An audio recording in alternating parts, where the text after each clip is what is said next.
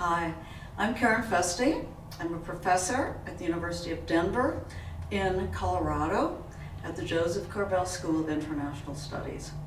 The school was founded by the father of Madeleine Albright, who was a Secretary of State in the Clinton administration, and one of our graduates is Condoleezza Rice, who was Secretary of State during the George W. Bush administration. So we represent both sides of the divide in American foreign policy.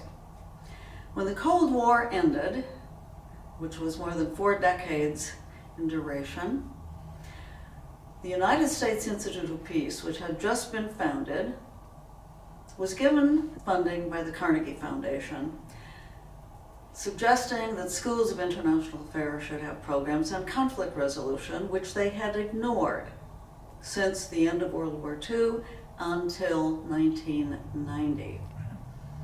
That was the origins of the program I founded, the Conflict Resolution Institute, at my university. We've had major funding from Time and Life magazine, Henry Luce Foundation, to bring skills and advocacy of solving conflicts without violence, without going to the courts, without creating resentment. Our mantra in our program is that the world is not going to survive the 21st century without people who learn skills of conflict resolution, practice them, and teach them to others. We notice this has been increasing in small sectors, but not quickly enough. We believe that whether you're arguing with your spouse at the kitchen table, or dealing with neighborhood issues, or dealing with national politics, or international politics, or in schools, or with your friends, skills in conflict resolution, how to negotiate, how to mediate, how to create justice, how to bring peace and harmony is the key to human prosperity in the 21st century. In our program, we have had more than 200 graduate students enroll and finish.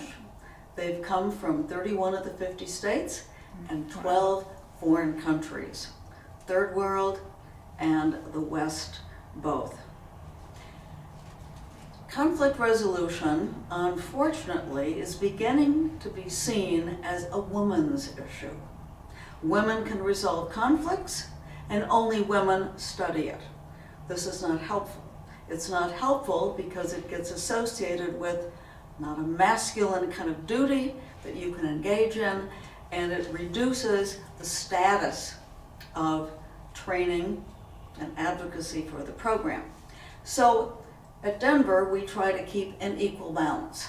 Men and women, young and old, everyone can be an advocate for skill training in conflict resolution, and we've largely succeeded at this. Now, my message to women in terms of how you're going to play a role in the 21st century is twofold. We have to engage in integration and separation. We have to be part of that broader universe of humanity.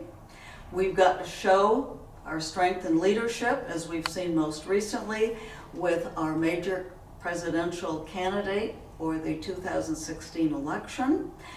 There are leaders who are women in Germany and in Great Britain as well. This is only going to expand.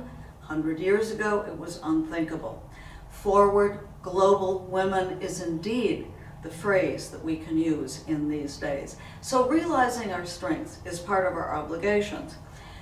Emulating leadership through role models and bringing in new creative ideas is a second way we can deal with this. And we should recognize there's power in our minority status of hierarchy. We try harder, we prove ourselves, we come out in a shining kind of role. That's the integration part. Now the separation part is a little different. Women were created before men. In the womb, everyone is first of the feminine. The masculinist part is added later. Is it a mistake? Is it an add-on? But we are the true essence. I think because of that, we're not only more nurturing, we're able to engage in multitasking, and I believe we're more progressive in our general orientations because we come out of this basic essence of Mother Earth. So for women in the 21st century, recognize your differences, recognize the integration, and never be bitter, never allow paralysis to come to pass.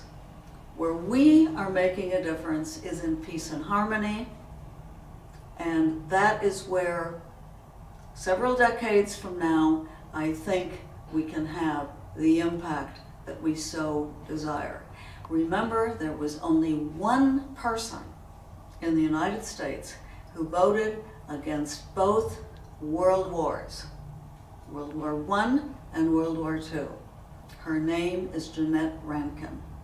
Her name may be forgotten, but a woman's voice, rare in these times, said, "War serves no solution in terms of human progress, peace, and harmony." And that is our message.